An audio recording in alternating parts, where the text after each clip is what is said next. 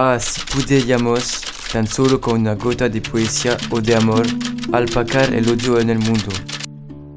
Savez-vous que Pauillac avait accueilli beaucoup de républicains espagnols?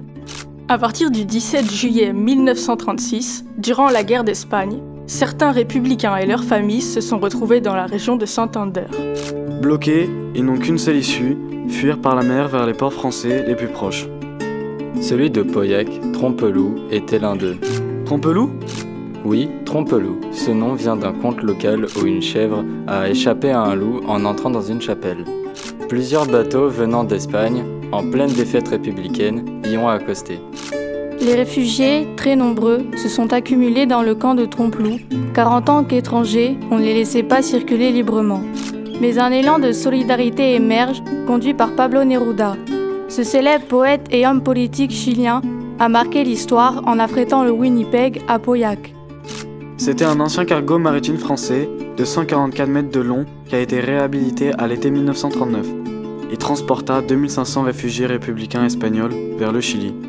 Et c'est depuis le port de Trompeloup que ce navire lève l'ancre le 4 août 1939 pour arriver un mois plus tard à Valparaiso, au Chili, le 3 septembre.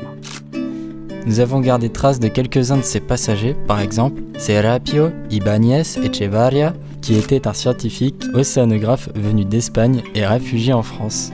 Il s'est montré d'une grande aide, ayant des qualités propices à la traversée. Et figurez-vous qu'une petite fille est née à bord. Elle a même été nommée Agnès América Winnipeg Alonso Boyada en hommage à la femme du capitaine.